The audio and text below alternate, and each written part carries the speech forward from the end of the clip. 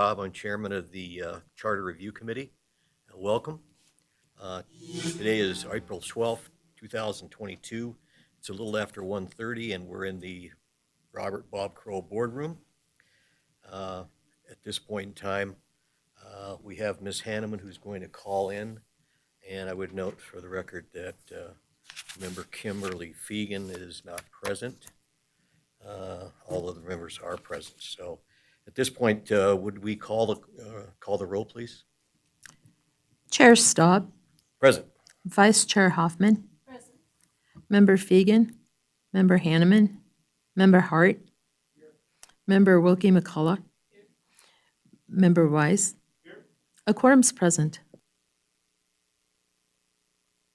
Thank you. At this time, this is public comment. If there's any member of the public that's here, you're invited to come forward and comment on any matter that is not on the agenda. And you have 3 minutes for your comments. Is there any member of the public that would like to make public comment at this time? Seeing none and hearing none, we'll go ahead and into the action items. Number 4, this is approval of the minutes of February 24th. I believe all the members have received copies of the agenda. And at this time, does any member have any changes, amendments, or comments about the minutes?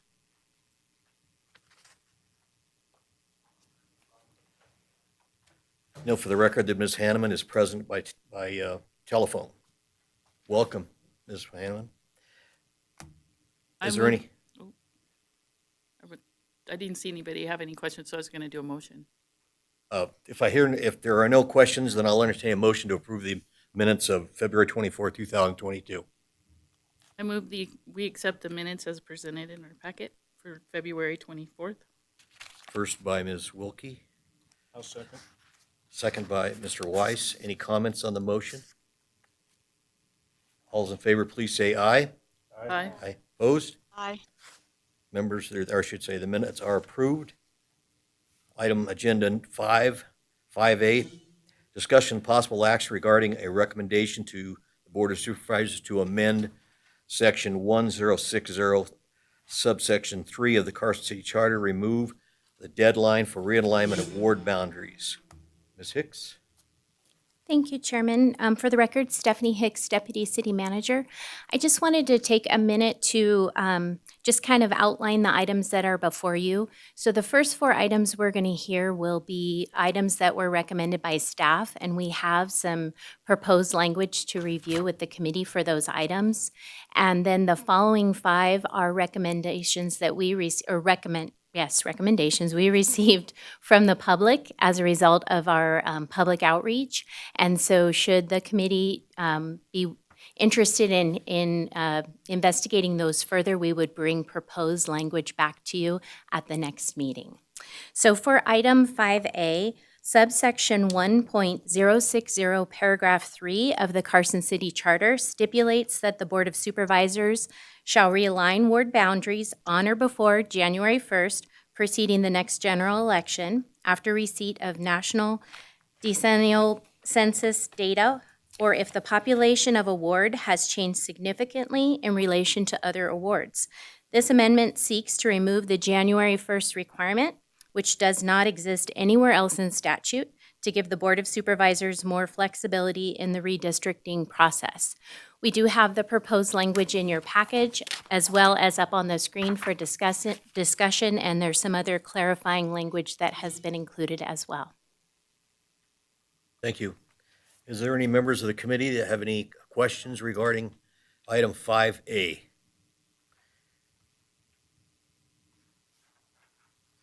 Hearing none, is there any member of the public that would like to address item 5A? Hearing none, the matter is before us. I would entertain a motion.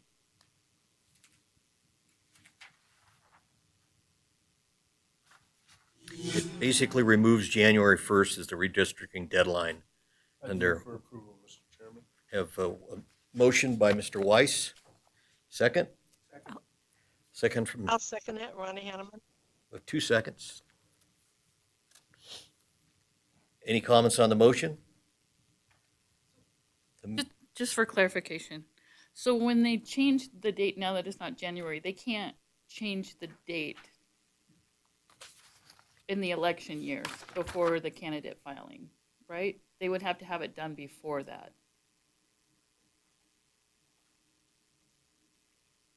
Jason Woodbury, District Attorney for the record. The filing date, there are actually two filing dates, periods.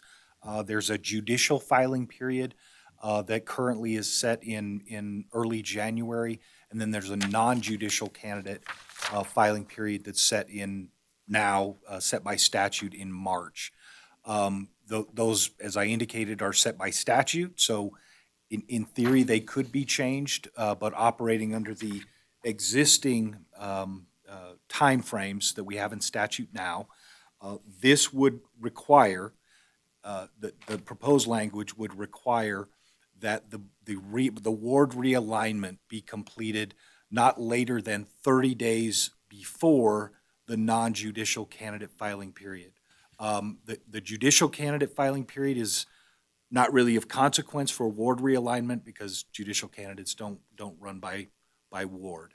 Now, there is built into the language a sort of an emergency circumstance provision where if something happens or something is going on that prevents the Board of Supervisors from completing the realignment before 30 days before the candidate filing period, they can go all the way up to the day before the candidate filing period. That's obviously not desirable because people need to know what ward they're in if they're going to be potentially running for office. The concern that we're trying to address through this item is that redistricting at the state level has to occur before the Carson City clerk can realign the wards. We ran into a problematic situation this year because redistricting is supposed to occur during the legislative session. It didn't. They actually went well into the year into a late legislative session. Then there was litigation filed about the redistricting, and the clerk has to wait for all of that to be resolved before completing the boundaries. So this, as Deputy City Manager Hicks indicated, this gives the board some more flexibility to deal with ward realignment in those kinds of situations. Mhm.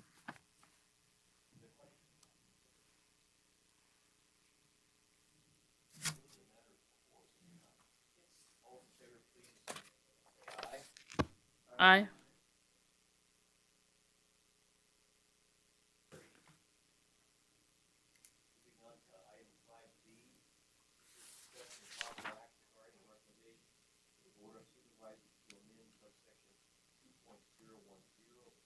The Carson City Charter to, to clarify when the term of office of members of the Board of Supervisor and mayor begin and end.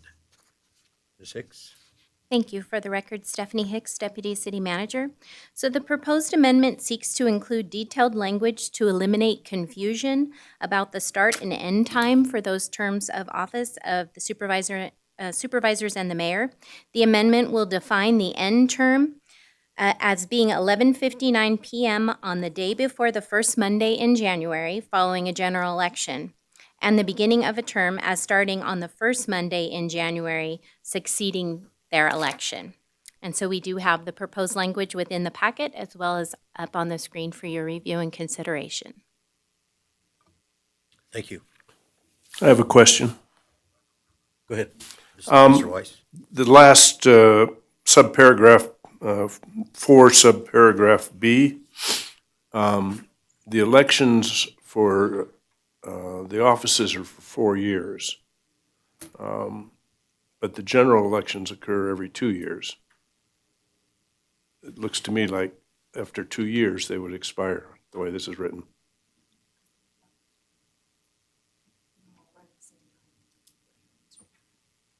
Mr. Woodward? Jason Woodbury, Carson City DA for the record. I think I can address that. We utilized language from other provisions of Nevada law in doing that. The DA's office is comfortable that the controlling language about the term, which says it's a 4-year term, sets that time frame, and then the term expiring after a general election, only a general election that occurs in that final year of the term. So consistent with Nevada statute, we think that resolves the concern that you have, but it's a valid concern, and we could certainly add additional language specifically indicating we're talking about the general election that occurs in the final year of the supervisor's term. In drafting this, we didn't view that as necessary because of, like I say, the comparative provisions in Nevada law. But if this committee would feel more comfortable with that specific language in there, we could certainly take a stab at that. Any other questions, Mr. Weiss? I hear what you're saying, and then I'm looking at what I'm reading, and it would seem to me someone would have an argument to come in at the end of 2 years and declare somebody's term expired rather than at the end of 4. But if you're comfortable with it, it just... Any other questions from any other members? Mr. Woodbury, do you want to bring it back to us? I'm pretty comfortable with the language the way it's written. Jason Woodbury, DA, for the record. I am comfortable with it, and I certainly see where Mr. Weiss is coming from. But if you, the language of beginning with subsection or section 4, all supervisors, including the mayor, must be voted upon by the registered voters of Carson City at large, and shall serve for terms of 4 years. I think before we even start reading the subsections, that says your term is 4 years, and then we look at the timing of when that term ends in those subsections. And bottom line is we're comfortable with our ability to defend that if somebody were to ever challenge that. Thank you. Thank you, Bob. Is there any member of the public who would like to comment on item 5B? Seeing none, the matter is before us. I would entertain a motion at this point. I move to recommend to the Board of Supervisors an amendment to the Carson City Charter to include language in subsection 2.010 that defines the term of office as beginning on the first Monday in January, succeeding their election, and ending at 11:59 p.m. on the day preceding the first Monday in January following a general election. Do I have a second? Second, Wilkie. Thank you, Stacy. Any comments on the motion? Hearing none, the matter is before us. All those in favor, please say aye. Aye. Aye. Opposed? Matter is approved. Moving on to 5C. This is discussion of possible action regarding a recommendation to the Board of Supervisors that subsection 2.100, subsection 1 of the Carson City Charter amend required style the ordinance from the Board of Supervisors of Carson City do ordain to the Board of Supervisors of Carson City does ordain. Ms. Hicks? Thank you, Stephanie Hicks, Deputy City Manager, for the record. This is just a small grammatical error that we'd like to correct that we have before you. Thank you. Any questions from the committee? The do's, the does? What about the Bucks? That's true. Excuse me. All righty. No questions? Any members from the public would like to address item 5C regarding the do's and don'ts? Hearing none, the matter is before us. I'd entertain a motion.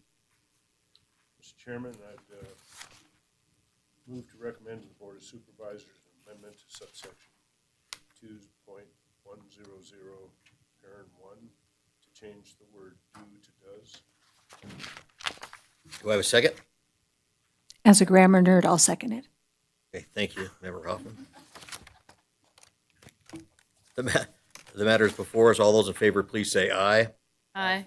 Opposed? Aye. Item 5C is approved.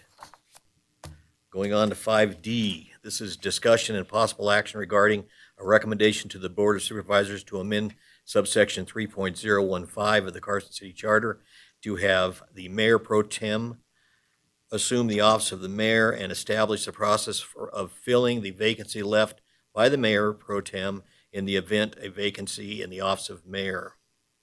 Ms. Hicks? Thank you. Stephanie Hicks, Deputy City Manager. So under the existing provision of the charter, in the event of a vacancy in the office of the mayor, the supervisor who's been elected by the Board of Supervisors as mayor pro tempore is automatically designated to act as mayor until the next general election. Despite acting as mayor, the mayor pro tem continues to occupy the legal status of supervisor. Consequently, there is no vacancy in the office of supervisor, and the board has no authority to install a replacement to serve as supervisor while the mayor pro tem is acting as mayor.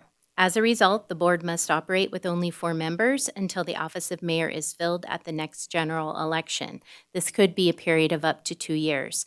It is the opinion of staff that an extended period in which the board must function with a de facto vacancy is problematic. We did research what other cities were doing and provided you some examples from the city of Sparks, and I believe it was the city of Las Vegas. And then we proposed the language that is contained within the packet for your consideration.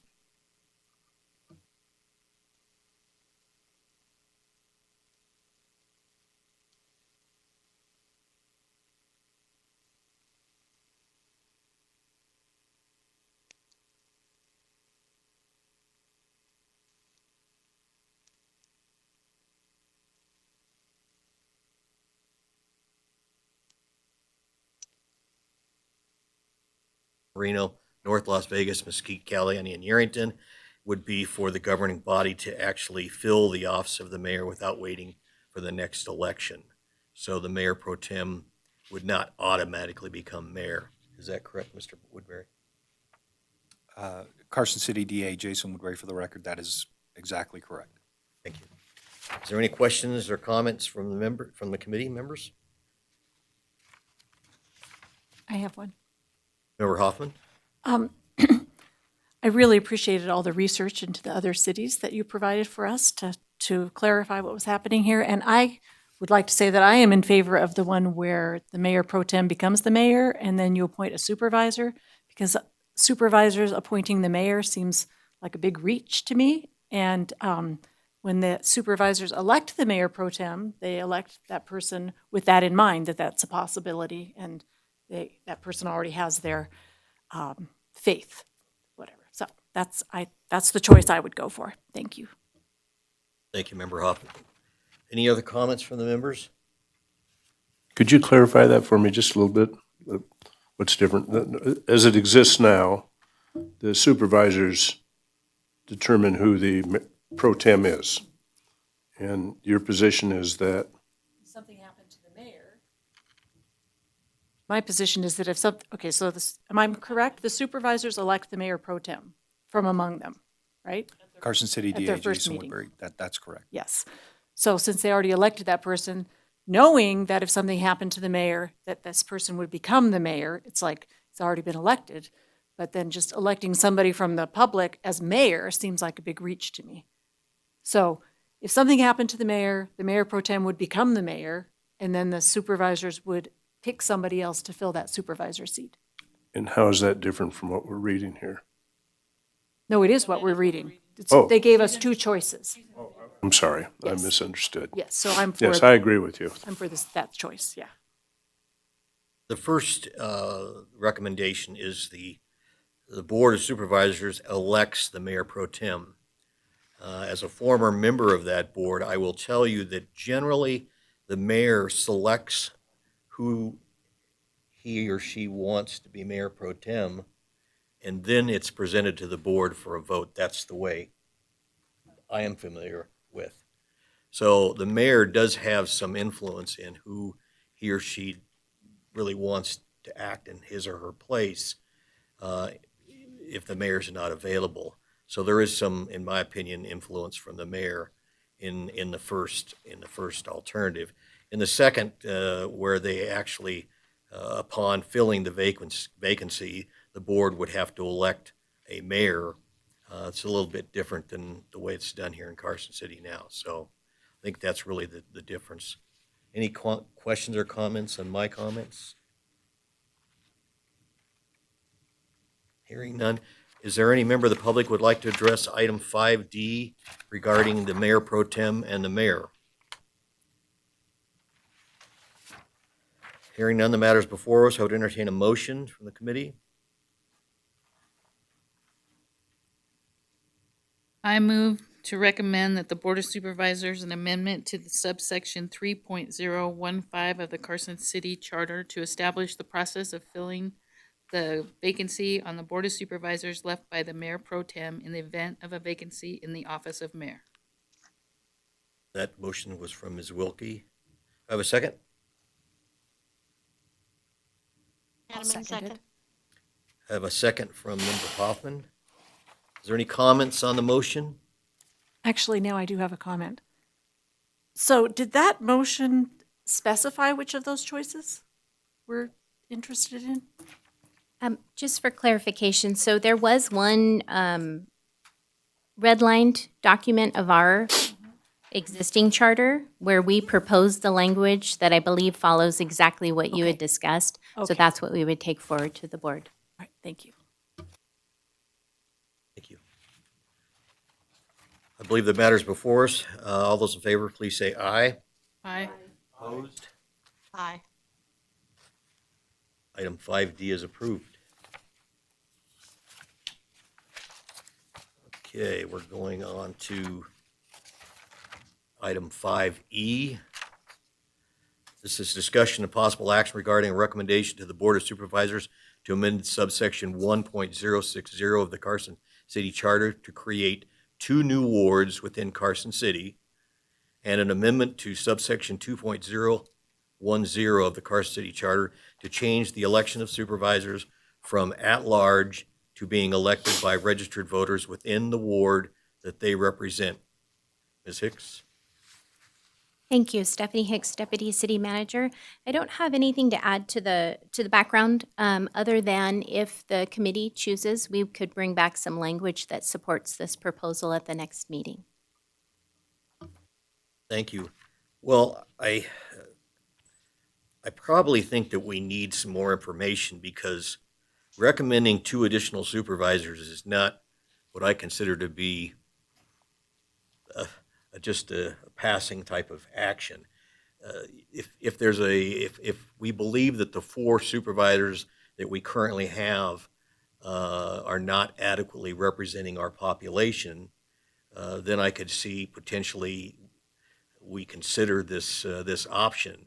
But since the population in Carson City really hasn't grown a great deal in the last, I'd say, 10 or 15 years, unless somebody convinces me that our supervisors simply cannot represent their wards because they're too large, I really don't see the necessity of adding 2 additional supervisors to the Board of Supervisors. That's a huge step. In fact, when I first saw it, I said, I don't even know whether this committee wants to even touch it. You know, this is something that probably should be discussed at the Board of Supervisors level, and I just soon bow out. I don't know about the rest of us. But, and as far as the other part of it, changing the election from being at large to being elected within the ward, wasn't this matter on the ballot? And I believe it was voted down, substantially voted down by Carson City voters, wherein they wanted the members of each ward to be elected at large. So, you know, I'm one for letting the public voice what they want to be done, and I think that they have done that, and I really don't know that. I don't know what the impetus of this particular, of item 5E really is. Members of the committee, any comments? What was the genesis of the increase?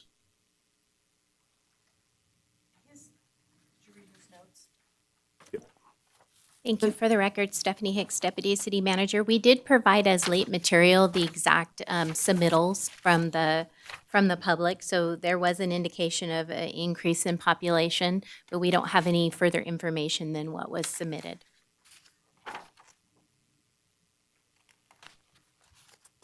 Will, Well, I guess I have two concerns. Chart? One is, I think these two items, the adding of two districts and then changing the way we vote for our supervisors, are separate issues, They are. and they should be not combined like this. Now, I've also wonder about the possibility if there are multiple candidates running within a district, should the city participate in the selection of the representative for the district, or should that be done in a primary? So the primary decides who's going to be the candidate, and then the city decides. Well, and that's a very good point, Mr. Hart. Again, I think this was vetted by a previous committee, Charter Review Committee, from my reading of the binder I was provided. I think Mr. Vitale, a former member, was heavily involved in the process, and I really believe that both of these issues have been vetted once before by this committee and by the electorate at large, and I really don't know why it's on our agenda, frankly. I, thank you. Stacy, your microphone. Sorry. Oh, it's on? I have the same concerns. I don't think we have the population base to add two more. And then to have a board that's 7 is adding to more problems sometimes, as a person who's been on a board of 7.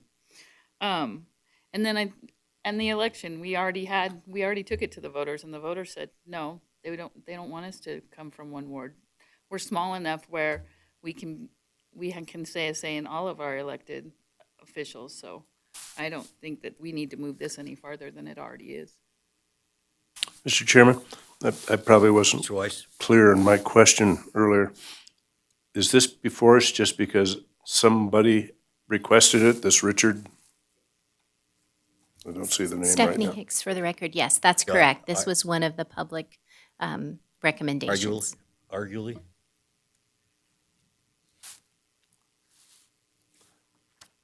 So if there were 75 individuals who wanted to make a change, would your offices be preparing 75 different amendments? My point being is, what's the process that deserves a presentation to the committee? Thank you, Stephanie Hicks, for the record.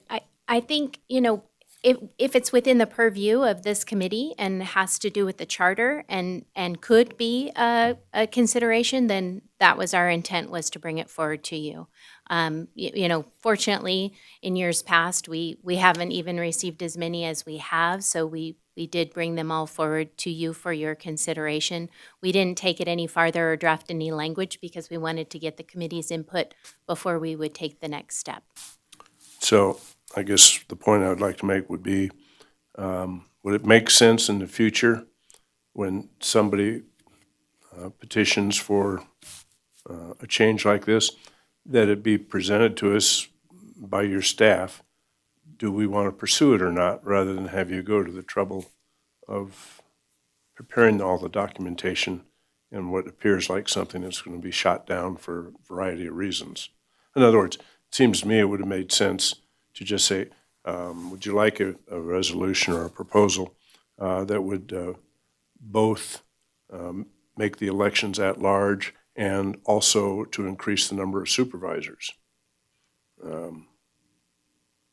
Thank you for that input, and I agree, we could have split this out, and I apologize that we didn't. I think the way that we were bringing the second half of these items to you is that we did not propose a recommendation either way, so that the committee has the opportunity to vet it here, and we didn't actually draft the language until we got that direction from this committee. So that was our purpose as to how we brought it forward, but I agree we could have split this out, and we'll consider that in the past, But we or in have, the future, I'm sorry. we have three other proposals that we're gonna be looking at shortly. Like, what distinguishes this one being different that has been put into a formal motion as opposed to the other three that we're gonna be looking at? They're all the same. I mean, they're set up the same way in that we provided you some language if you wanted us to consider it further. And that's why in parentheses, we have to recommend or to not recommend. Staff didn't make a recommendation either way. We're bringing it forward for your discussion. Thank you. Any other comments from the committee? I would just like to add my comments about this. I agree with what people have said. These are two completely different changes. We looked at the population numbers from the census, and we have not grown that much, so I don't know that we need two more supervisors. And I was going to defer to these two because they have served on a board, and do you think 7 is better than 5? And it sounds like the answer to that might be no. Also, because the voters already voted on the ward voting, I don't think we should touch that. So I don't think we should move this forward. Thank you, Member Hoffman. Mr. Woodbury, do you believe that we should separate these motions? It's your discretion, Mr. Chairman. It is a single agenda item for purposes of the open meeting law because it came from a single citizen and as a single suggestion. I don't know if the proposer viewed these two as tied together. In other words, we only want ward voting if we increase to 6 supervisors, or, they're just not that kind of information. But it would certainly be appropriate for the chair to separate those and accept 2 different motions because they're different subjects. Thank you. Any other comments from the committee based upon my comments? Hearing none, is there any member of the public that would like to address 5E regarding 2 additional supervisors and how the supervisors are voted, whether at large or by ward?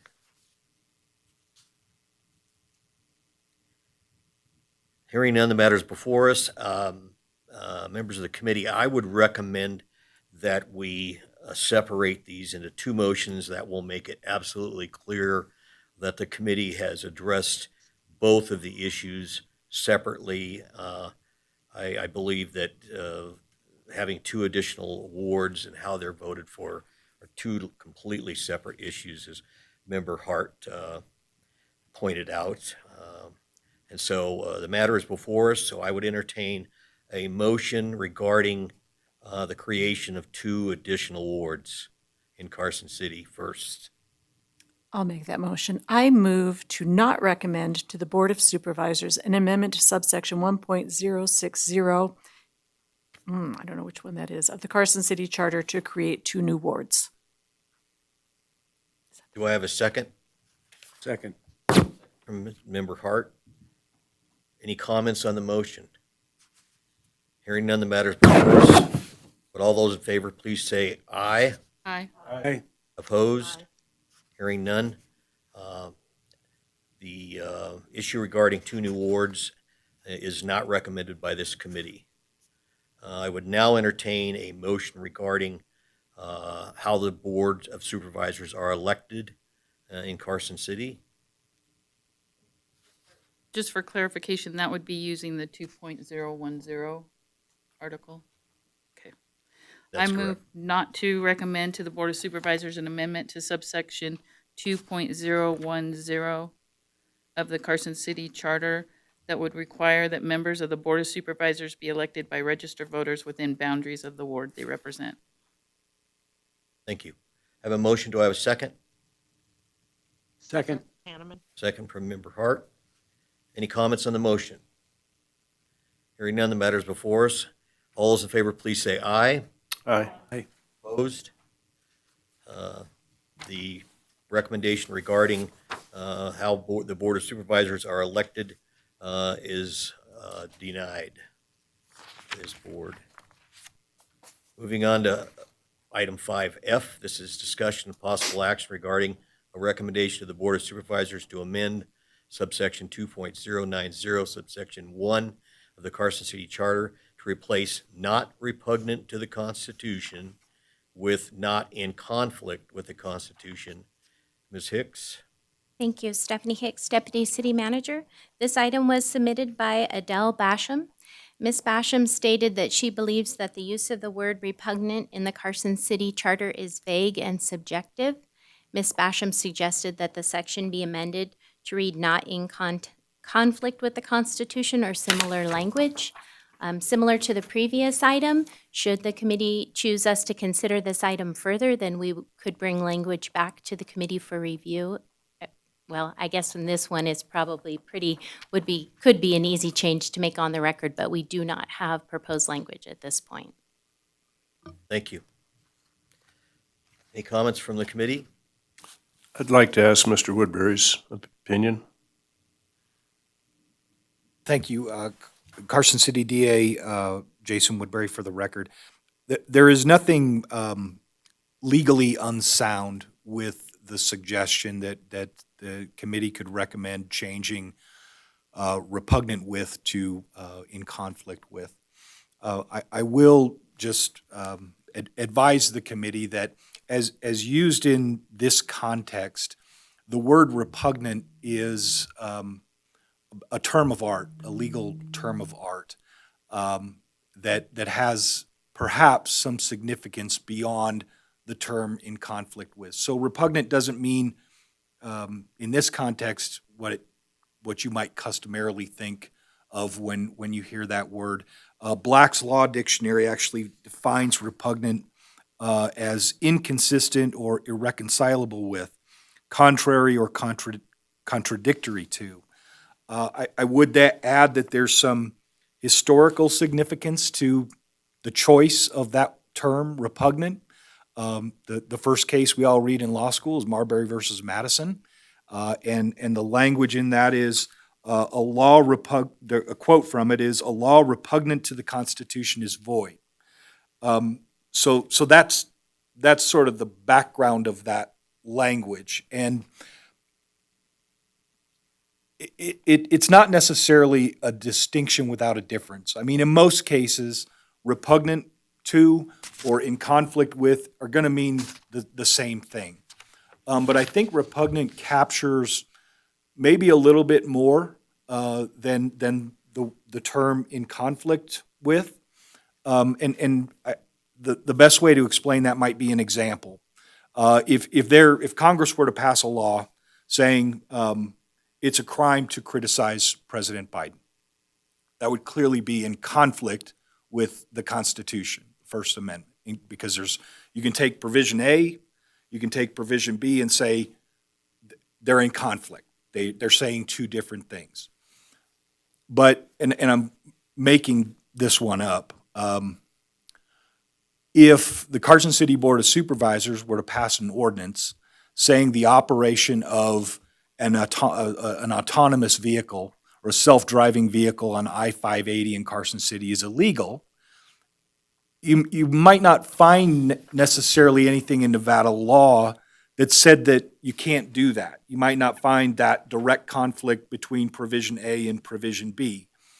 But it is incompatible with kind of the structure of Nevada government and the idea that, you know, generally in our state we like to have a cohesive set of rules. So that might be a situation where you have provision A is repugnant to the Constitution, not necessarily maybe in conflict with, or you know, but there would be nothing prohibiting, there's nothing illegal about changing that language. I just wanted to share those remarks with the committee because, in my opinion, the word repugnant captures a little bit more than the phrase "in conflict with," just based on its historical use in the legal field.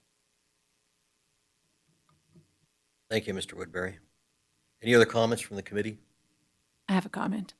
As a retired English teacher, I came armed with Merriam-Webster's definition of repugnant. Not as good as Black's Law, but it's incompatible and inconsistent. And I'm all about cleaning up language, but I don't think this one's necessary. I think somebody read the word repugnant and thought of the number 3 definition, which is exciting distaste, and maybe thought that that's what it was meaning, and that's not really what it means. So I'm a no on this. Thank you, Member Hoffman. Any other comments? My comment is, I don't see any reason to change the word repugnant.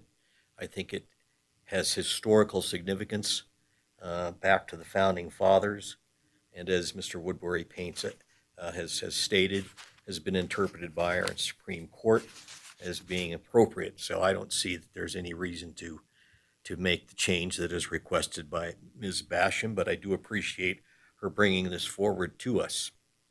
Is there any comments from the committee on item 5F? Hearing none, is there any member of the public that would like to address 5F? Repugnant versus not in conflict with. Hearing none, the matter is before us. I would entertain a motion. Mr. Chairman, I would move to not recommend to the Board of Supervisors an amendment to subsection 2.090, parent 1 of the Carson City Charter to change not repugnant to the Constitution to not in conflict with the Constitution. Thank you, Member Weiss. Do I have a second? I'll second. Second from Second, Member Hanneman. Hoffman. The matter is before us, and all those in favor, please say aye. Aye. Opposed? Mr. Chairman, a question? Hearing none. Go Sorry. ahead, Mr. Weiss. Do you have the vote? Let's go ahead and let me finish. I guess it's repugnant and not in conflict with. Thank you. Go ahead, Mr. Weiss. I had a question after. Is the vote completed? Yes. Okay. How do you communicate back to these folks, to the level of discussion, particularly, well, I think both of these so far. Does the city respond to say that the board felt that the issues of additional supervisors or to be elected within the ward have already been resolved at the ballot, or do you just say your request was denied? Thank you, Stephanie Hicks, for the record.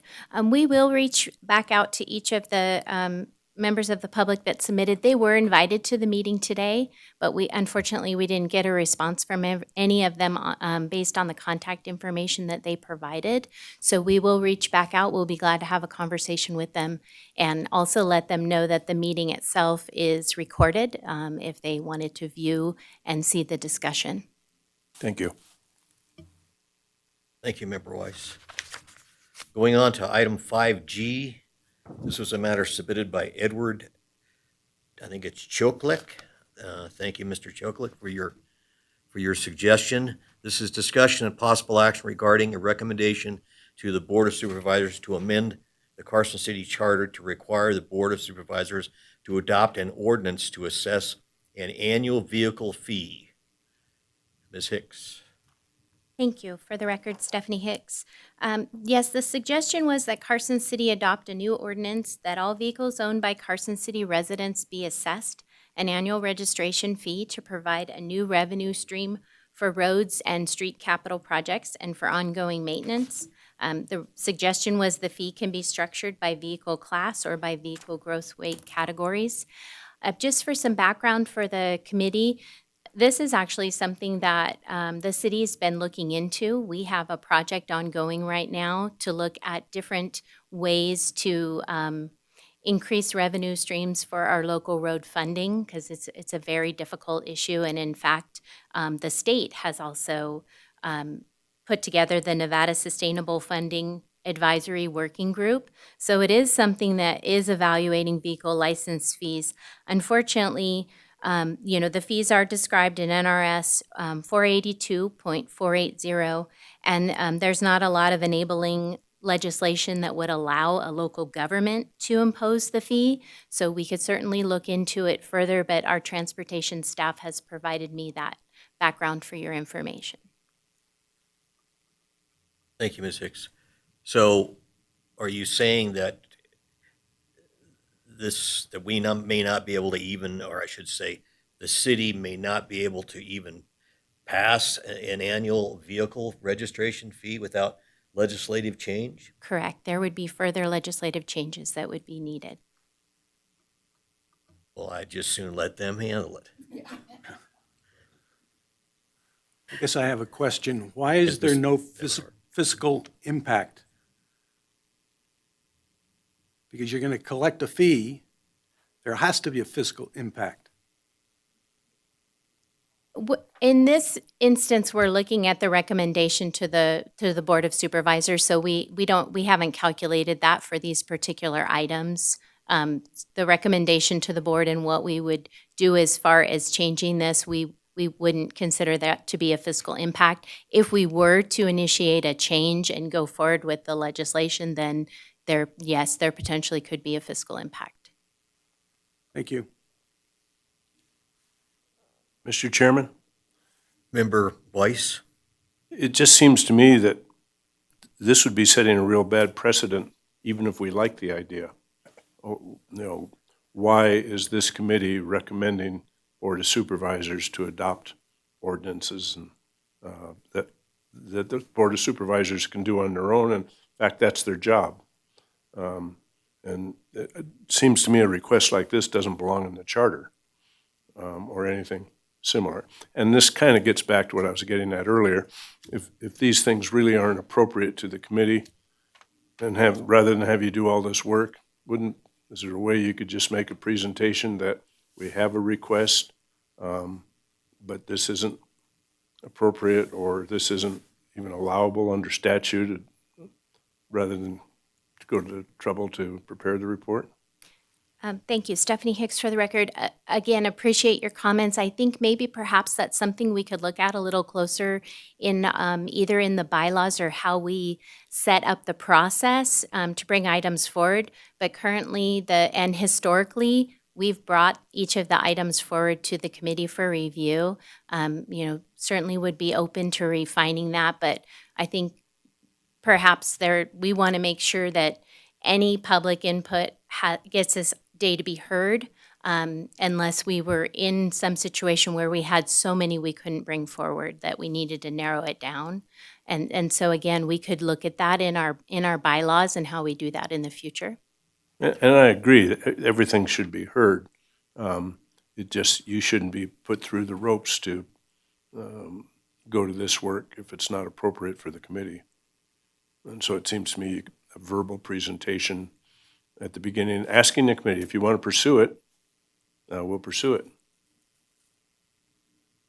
Thank you, Member Weiss. Any other comments from the committee? Do we, Mr. Woodbury, do we have the ability to table this?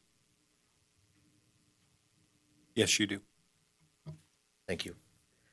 Any member from the public would like to address item 5G regarding the establishment of a vehicle registration fee on vehicles owned in Carson City? Hearing none, the matters before us, I would ask the committee to consider tabling this. I don't believe that this committee should be involved in making a recommendation for a new tax, much less any tax, without substantially more information, and this may require possible legislative enactment, and so I just don't think that this committee should be prepared to make any recommendation whatsoever. Those are my comments. Any comments based upon my comments? Yes, I have a question about your comments. Why would we what's the difference between tabling it and just not recommending it? We're just not going to recommend it.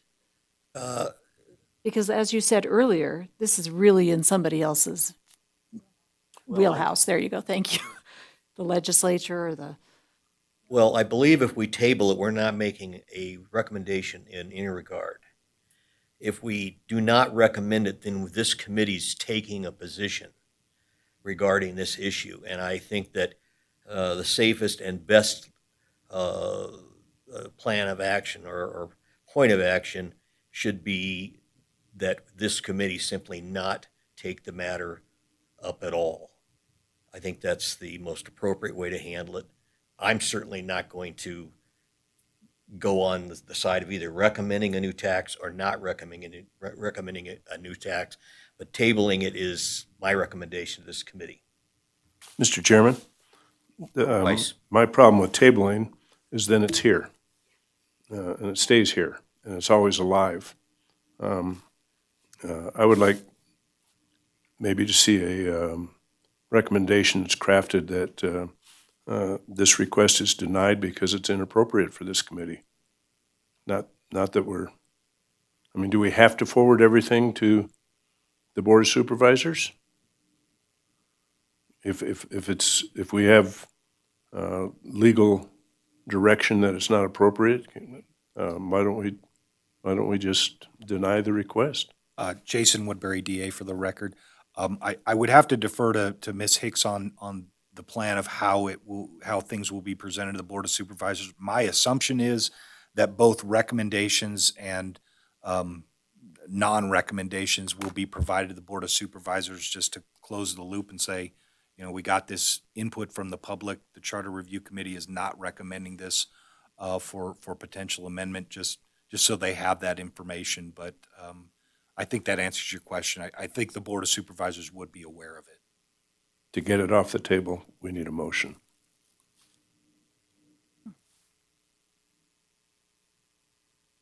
Any other comments? Could we add language to the motion saying that it has nothing to, that we, as a committee or as Board of Supervisors, is not allowed because of the NRS that you cited to do this? Would that get it off your table that way? Well, I think tabling it, and I'm sure Member Weiss knows this probably better than I do. If you table it, it goes into a drawer. It may never see the light of day again. And I think It's like minority legislation. right. So it's one of those things where if the Board of Supervisors understands that the committee did not want to make a recommendation, either do or not to do, but voted to table the matter, they would clearly understand that the committee did not believe it was appropriate for it to take any action at all on the matter. Now, we can do a motion to the Board of Supervisors that the committee does not feel that the adoption of an ordinance to assess an annual vehicle registration fee is within the chartered purview of this committee, then maybe that's an appropriate motion to make. But I'm just throwing out avenues in which this committee does not have to take a position on this issue. I just don't believe it's within our purview to do so. So if somebody wants to make a motion to the Board of Supervisors to not make any type of recommendation regarding the adoption of an ordinance to assess an annual vehicle fee because we do not feel it's within our charter purview, then I suppose that would be a motion that we could make, correct? That is the other alternative that I would throw out there. So does any member of this committee want to make a motion to table the matter, or does any member of this committee want to make the motion that I just stated? I think I understood what you were stating, but I'd like staff to come back with a recommendation that just rejects this as not being within our purview.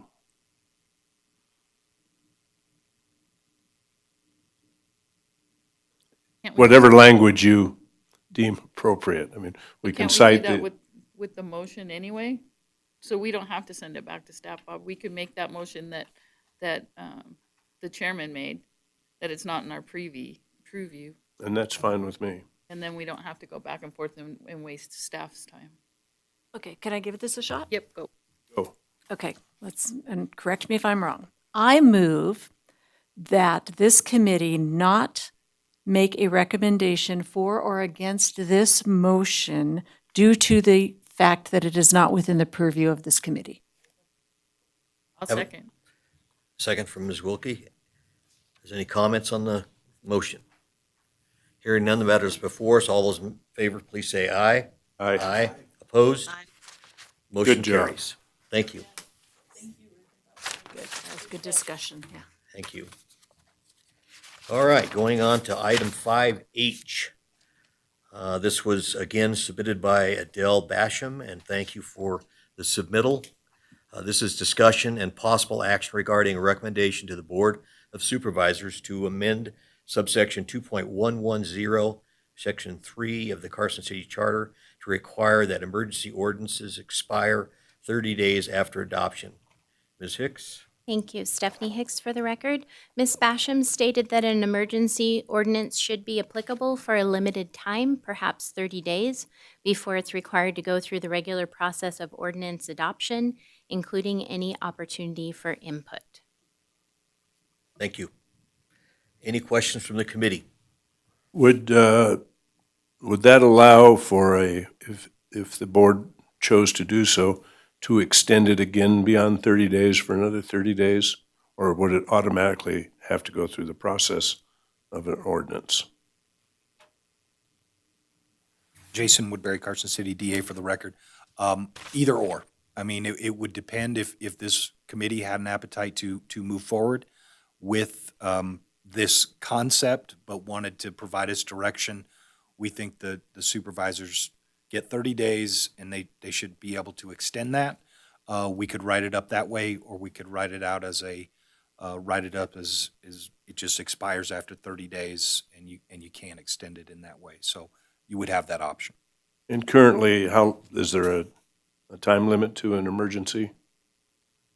Jason Woodbury for the record, no. Well, I like the spirit of the request. My question about this is, the next one is also on the same topic. So, I mean, they're kind of the same thing, two of them, so how do we deal with that?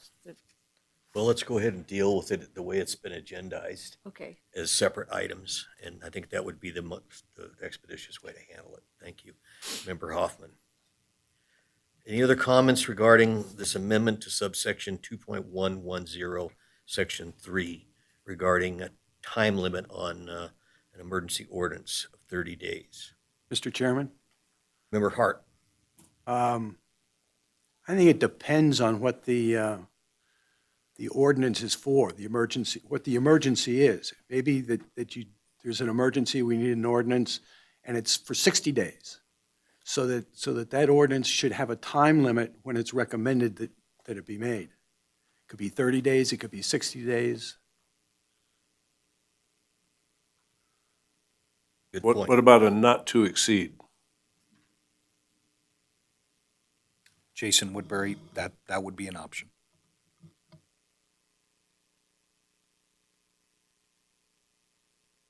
Any other comments? Well, let me chime in here. The Board of Supervisors will adopt emergency ordinances based upon the nature and extent of the emergency.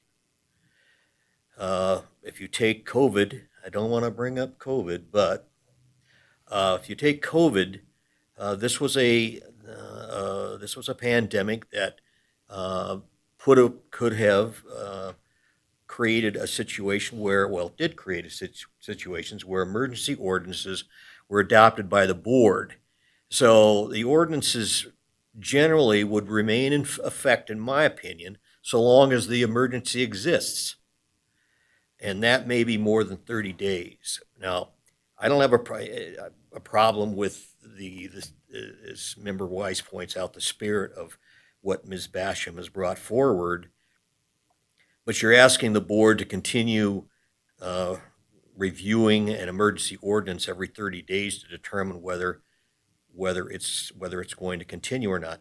Now, if this committee wants to conclude and make that recommendation, that's certainly fine with me. But I merely want to point out that the emergency ordinance probably should remain in effect so long as the emergency exists, and potentially have it expire within a particular period of days automatically when the emergency ceases to exist.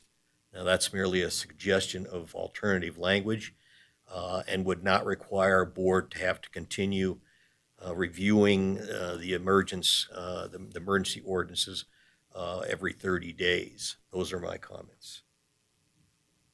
Any comments based upon my comments? Like I said, I like the spirit.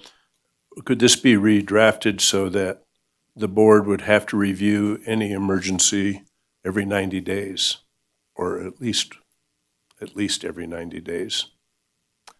Jason Woodbury, for the record, I don't see why it couldn't be drafted that way, and we could certainly look at that and do our best to do that. And if there was some reason we couldn't, could offer an explanation to the committee, but I don't see why it couldn't at this point. Because I agree, the pandemic was a terrible example. It was a good example. It was a terrible situation that we all went through. But it also demonstrated in so many jurisdictions that we've read about the abuse of governors and mayors and to achieve a political result as opposed to a public danger result. So I like the spirit. I'd just like to say that we don't put a time limit on it. They just have to review it to continue it or reapprove it, however you feel best to construct that. I just have a question for Mr. Woodbury. So in the Wilkie? first paragraph in section 2.110, it says the board shall, the very last line says the board shall adopt or reject the ordinance or amendment therefore within 45 days. Is that what she wants changed to 30?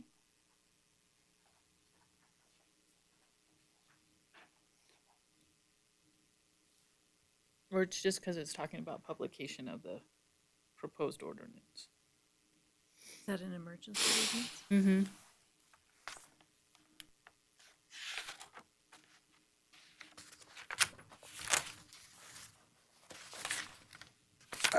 I would feel more comfortable if we could have the opportunity to take a look and offer a full explanation of that process.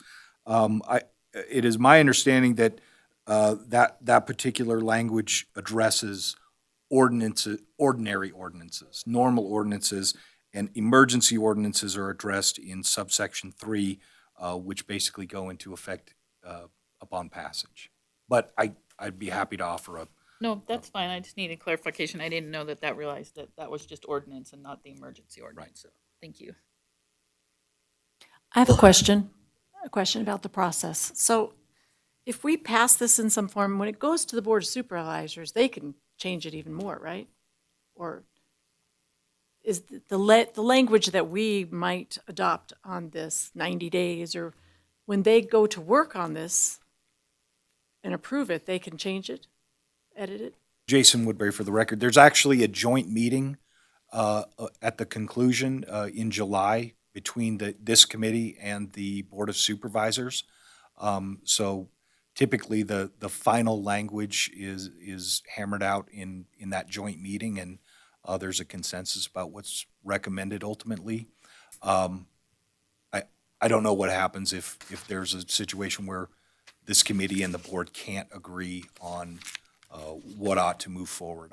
I would have to look into that. Thank you. Any other comments from the committee? Maybe what my suggestion, strike that. Is there any member of the public who would like addressed item 5H regarding a 30-day time limit on emergency ordinances? Hearing none, the matters before us. My recommendation potentially would be to ask this matter to go back to staff to be redrafted and brought back to our next meeting that takes into consideration the comments of the committee at this point to more or less provide a little more flexibility and maybe some time. Would that be okay for the committee members? Absolutely. You want a motion to that effect, Mr. Woodbury? If there's consensus among the board that that's what you'd like staff to do, I think we have adequate direction. Are we good to go then? Yes. Okay, then we'll go to item 5I. This is again a matter that was submitted by Adele Basham. Thank you, Ms. Basham, for your submittal. This is discussion and possible action regarding recommendation to the Board of Supervisors to amend subsection 3.010, section 1C of the Carson City Charter to limit the time during which the mayor may exercise emergency powers. Ms. Hicks? Thank you. Stephanie Hicks for the record. Ms. Basham stated that emergency duties of the mayor should be for a limited time before the mayor is required to obtain approval of the Board of Supervisors, including an opportunity for public input. Thank you. Are there any questions, comments from the members?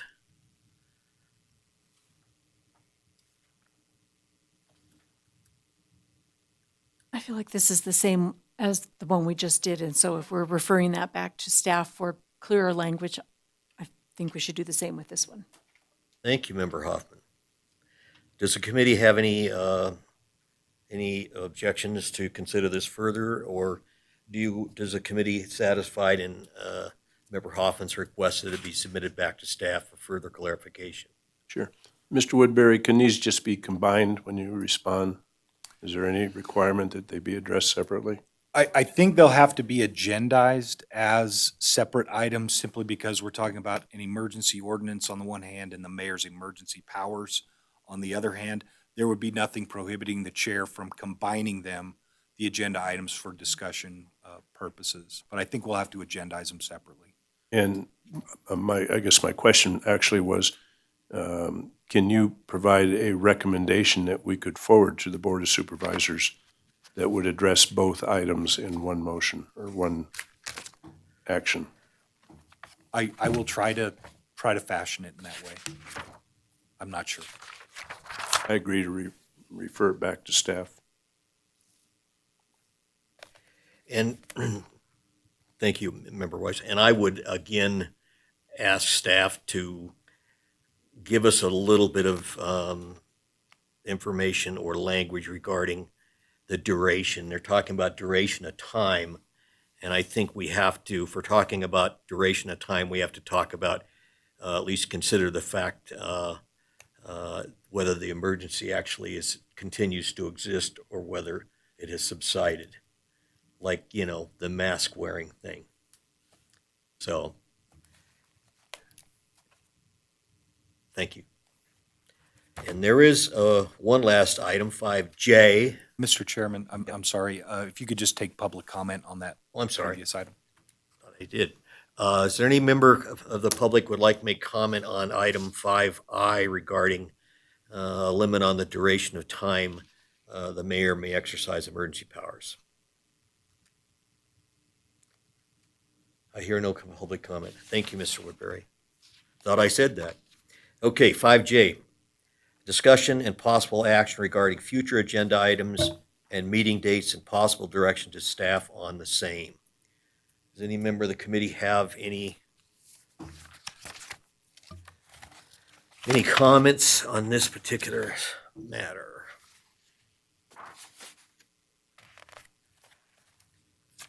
Hearing none, I have a couple of items that I want to discuss. I was provided with a letter, code enforcement letter, regarding CCMC 4.04.010 and CCMC 4.04.013. And this is regarding business licenses. And what apparently is happening is that you have obviously landlords and tenants, landlords leasing commercial space to tenants, and their tenants are in business but don't possess a business license. And what I've found is that the notice is being sent to the owner of the real property or the landlord to basically tell their tenant to get a business license, and if they don't get a business license, then the city's going to lien their real property. Now, I don't really know whether that's the appropriate process that we should be using, because it forces the real property owner to go to the tenant and tell the tenant, get a business license. if you don't get a business license, they're going to lien my real property. There, apparently, the notice isn't sent to the tenant to get a business license. It's sent merely to the landowner. And I don't know that that is the appropriate process in which to establish or enforce the necessity of a business license. Because if you take into consideration a landlord, say, in a Summit Mall or a Meadowood Mall that has potentially 100 tenants, and and I mean, you can have a property owner running around with his hair on fire trying to get their tenants to get business licenses when it's the tenants, the one that are violating the law, and yet the city is trying to enforce the violation upon somebody that's really totally disconnected from the process. So I would like staff to look into this process, because it just seems a bit unfair. And But is that within our privy? Isn't that more of a code issue than it is a charter, part of our charter? well, that's a good point. I think we can fairly, I mean, we can certainly look into that and whether it's something that comes back to the committee or not, I suppose we can decide. The charter is very broad. I mean, the charter is, as we've discussed, basically the constitution of Carson City, and within the legal parameters, there's really not much that has to do with Carson City that the charter can't address. So I'm comfortable viewing that as within the potential purview of the charter, and we can take it forward. Thank you. Was there any comments from the committee on my comments? I agree with what you're saying. I'm having difficulty applying it to the Charter Review Committee. I understand. I had to take my 5 minutes though, Bob. That's good. No, a better example of that are people that have these storage units, especially the larger ones. I used to store a motorhome out in Lyon County, and 2 stalls down was a complete woodworking shop. And I'm sure there was no business license, and nor do I think the property was even zoned for it. But, and the landlord, maybe the landlord should be aware of it. But Okay, thank you. The only other thing is, I notice our last meeting is on a Friday afternoon. And I just wondered whether there's really any other date we can pick to end this process other than Friday afternoon. well, the requests we made from staff to restructure, when would those be just presented to us via mail, or is that the meeting that they would be? Well, we have 2 other meetings right now. The next meeting's not on Friday, is it? May 20th.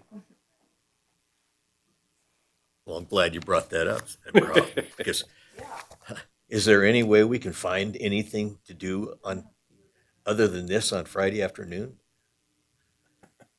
Or a different location, like, Or at least have a barbecue so we can eat. And I know this room's very busy, occupied all the time, but whatever relief that you could provide us would be greatly appreciated. Absolutely. We can check meeting availability.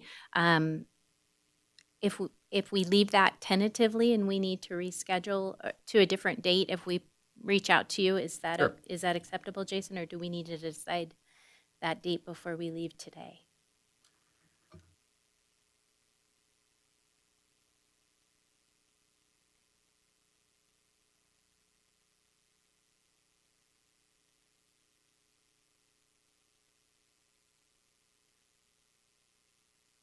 So you'll bring something back, or let us know by email? If you can give me just a moment, I can look at some Oh, okay. dates. Great, thank you. I think we had a lot of discussion, especially about the May and the June ones, because people were going on vacation and stuff too. Yeah, So these were like the only dates that were working when we were hashing through it all. And I think there are dates that people can't make it anyway because of it.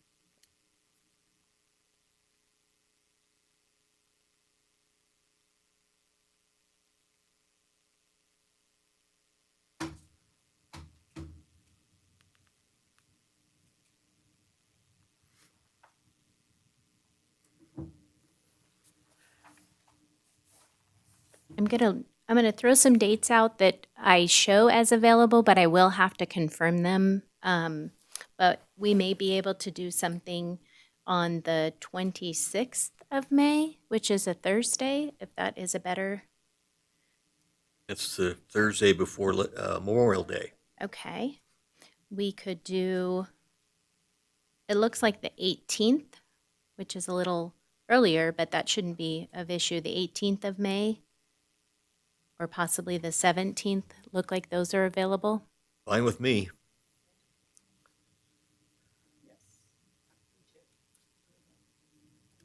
Okay.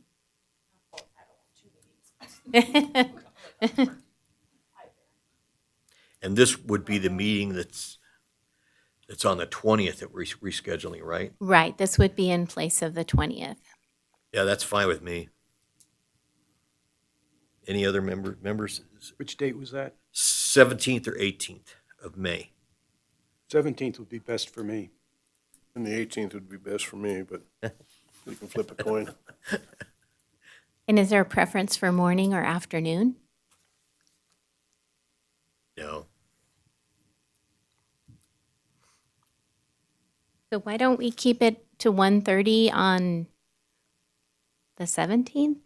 And I will, if there is any reason why something's not showing up on the calendar I have access to, I will immediately reach out and we'll figure out another date.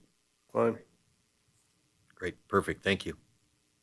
Mr. Chairman, if I could suggest that the prior meeting dates were approved by a motion at the previous meeting, so if we could have a motion to modify the May date, just to button that up, I'd appreciate that.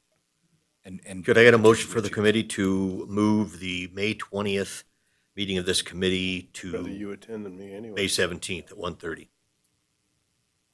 I move that we change the schedule of this meeting from May 20th to May 17th at 1:30. Have a second? Second. Have a second? Any discussion on the motion? Any public comment on the motion or the issue? Hearing none, the matters before us. All those in favor, please say aye. Aye. Aye. Opposed? Matter carries. Thank you. Anything else on this item? Okay. We're keeping the June one on the 17th. The 17th is a Friday.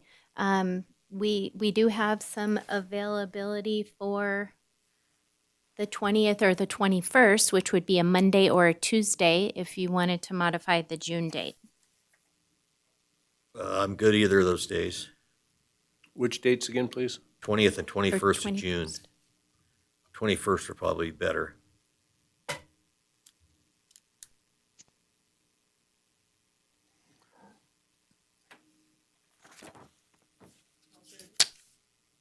And 30. 21st at 1:30. Everybody okay? That we revise the calendar for the June meeting from June 17th, no, where was it? Yeah, 17th. June 17th to June 21st at 1:30. Have a motion, do I have a second? Second. Any public comment on moving the June 17th meeting to the 21st at 1:30? Matters before us, all those in favor, please say aye. Aye. Opposed? Meeting has been changed. Thank you. Any other issues from the committee on item 5I, 5J? Excuse me. Hearing none, that brings us again back to public comment. Again, the public's invited to comment on any matters that have not been on this agenda. Is there any member of the public who would like to make a comment at this time? Hearing none, I would entertain a motion to adjourn. So moved. Second? He second. Thank you. All those in favor, please say aye. Aye. We're adjourned. Thank you, everyone.